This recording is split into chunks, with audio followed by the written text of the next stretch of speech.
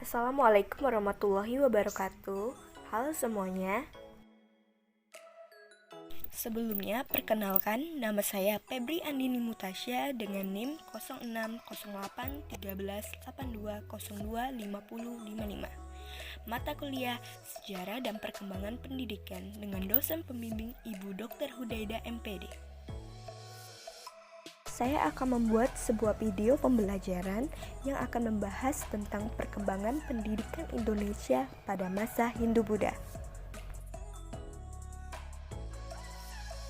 Perkembangan Hindu-Buddha di Indonesia dapat kita telusuri sejak zaman abad ke-5 Masehi. Pada masa pertumbuhan dan perkembangan kerajaan-kerajaan Hindu dan Buddha, pendidikan dipengaruhi oleh ajaran kedua agama tersebut, sesuai dengan kondisi sosial budaya masyarakat pada saat itu. Menurut teori Panleur, ada 3 faktor yang memungkinkan berkembangnya peradaban Hindu-Buddha. Yang pertama, faktor politik. Terjadi perperangan antara kerajaan India bagian utara dengan kerajaan India bagian selatan. Bangsa Arya dari utara mendesak kerajaan dan penduduk selatan, sehingga banyak dari penduduk selatan lari mencari tempat yang baru, dan ada sampai ke Indonesia. Yang kedua, faktor ekonomis atau geografis. Indonesia terletak antara India dan daratan Tiongkok, di mana pada waktu itu telah terjadi perdagangan antar India dan Tiongkok melalui jalur laut. Yang ketiga, faktor kultural. Tingkat peradaban bangsa India lebih tinggi dibandingkan dengan penduduk asli di Nusantara. Mereka sudah mengenal sistem pemerintahan yang teratur dalam bentuk kerajaan. Mereka juga telah mengenal tulisan dan karya sastra yang tinggi. Pendidikan pada zaman Hindu masih terbatas kepada golongan minoritas seperti kasta Brahmana dan Ksatria, belum menjangkau golongan mayoritas kasta Waisya dan Sudra, apalagi kasta Parya. Namun perlu diketahui bahwa penggolongan kata di Indonesia tidak begitu ketat seperti halnya dengan di India yang menjadi asalnya agama Hindu. Pada zaman Buddha, pendidikan berkembang pada kerajaan Sriwijaya yang berpusat di Palembang. Sudah terdapat perguruan tinggi Buddha, di mana para murid-muridnya banyak berasal dari Indochina, Jepang, dan Tiongkok. Guru yang terkenal pada saat itu ialah Dharmapala. Perguruan-perguruan Buddha tersebut mungkin menyebar ke seluruh kekuasaan Sriwijaya. Mungkin saja Candi Borobudur, Mendut, dan Kalasan merupakan pusat pendidikan agama Buddha. Selanjutnya, tujuan pendidikan pada masa Hindu-Buddha.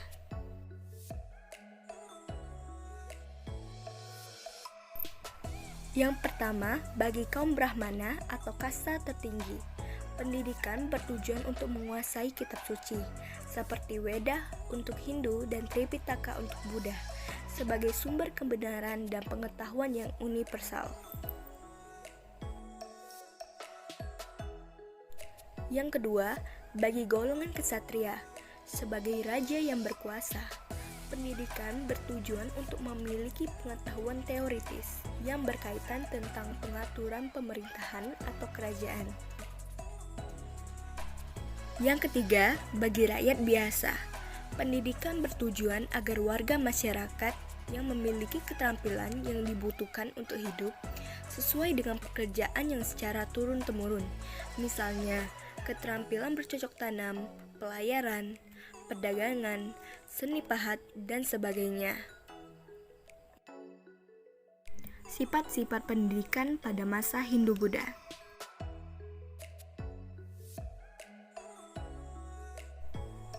Yang pertama, informal, karena pendidikan masih bersatu dengan proses kehidupan.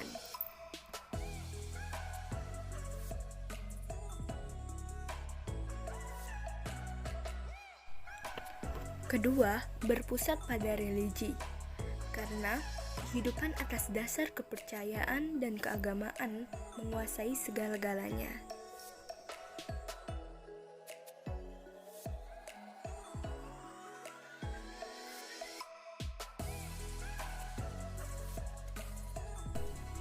Ketiga, penghormatan yang tinggi terhadap guru, karena gurunya adalah kaum Brahmana atau kasta tertinggi dalam masyarakat Hindu dan tidak memperoleh imbalan gaji.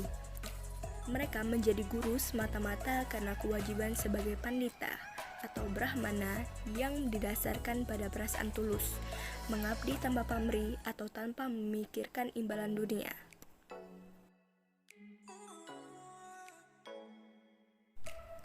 Yang terakhir, aristokratis, artinya pendidikan hanya diikuti oleh segolongan masyarakat saja, yaitu golongan Brahmana, pendeta, dan golongan ksatria, dan golongan keturunan raja-raja. Jenis-jenis pendidikan pada masa Hindu-Buddha.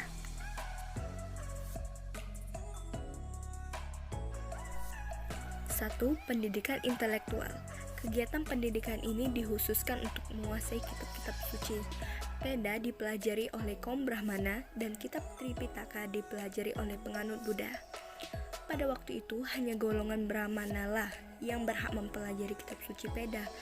Pendidikan intelektual juga berkaitan dengan penguasaan doa dan mantra, yang berkaitan dengan penguasaan alam semesta, pengabdian pada Siwa dan Buddha Gautama.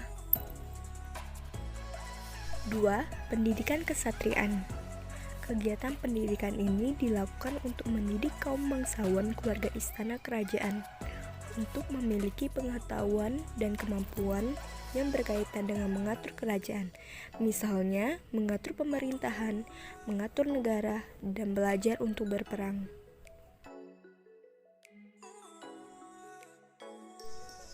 Pendidikan keterampilan yang diajukan bagi masyarakat jelata berlangsung dalam keluarga sesuai dengan keterampilan yang dimiliki orang tuanya. Seorang pemahat akan diwariskan keterampilannya kepada anak-anaknya, begitu pula dengan para petani, nelayan, dan sebagainya.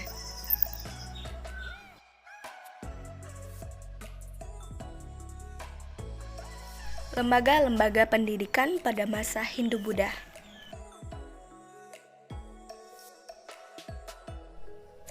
Yang pertama, Padepokan merupakan tempat berkumpulnya para catrik, yaitu murid-murid yang belajar kepada guru di suatu tempat, sehingga dapat disebutkan pencantrikan atau padepokan.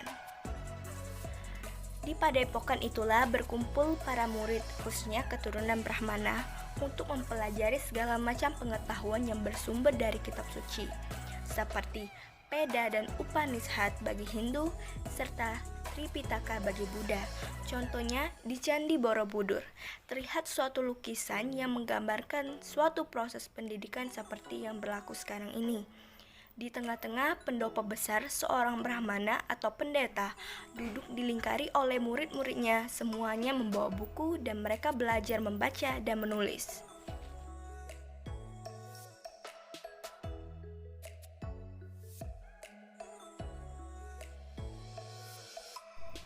Kedua, pura merupakan tempat yang berada di istana. Tempat ini diperuntukkan bagi putra-putri raja untuk belajar.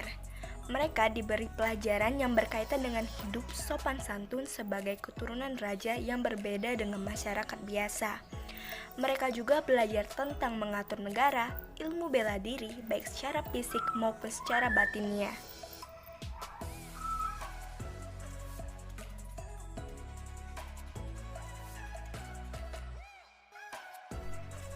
Ketiga, pertapaan. Karena orang yang bertapa dianggap telah memiliki pengetahuan kebatinan yang sangat tinggi. Oleh karena itu, para pertapa menjadi tempat bertanya tentang segala hal, terutama berkaitan dengan hal-hal yang gaib.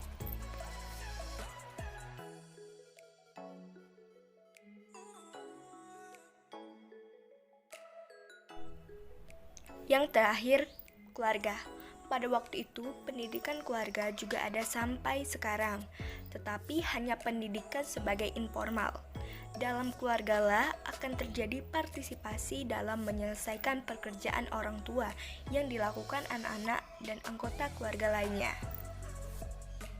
Kelebihan pendidikan pada masa Hindu-Buddha, yang pertama, pendidikannya sudah lebih maju dibandingkan dengan pendidikan zaman purba, atau tidak hanya mempelajari cara untuk bertahan hidup. Yang kedua, sudah mengenal agama seperti Hindu dan Buddha. Yang ketiga, sudah mengenal kitab-kitab sebagai bahan belajar yang lebih luas. Yang keempat, pendidikan tidak hanya diajarkan dengan orang tua, namun diajarkan oleh guru. Untuk kekurangan pendidikan pada masa Hindu-Buddha adapun sebagai berikut. Yang pertama, adanya masyarakat feodal, yaitu raja dengan pegawai-pegawainya yang dijamin dan rakyat yang menjamin. Kedua, adanya kasta, seperti Brahmana, Ksatria, Waisya, dan Sudra. Sehingga rakyat yang membeli kasta Sudra tidak akan bisa pindah ke kasta Brahmana, begitupun sebaliknya. Yang terakhir, yang bisa mengenyam pendidikan dengan layak hanya anak golongan pra-raja-raja saja. Sekian materi yang telah saya sampaikan. Saya mohon maaf apabila ada salah kata dan kepada Allah saya mohon ampun. Saya akhiri. Wassalamualaikum warahmatullahi wabarakatuh.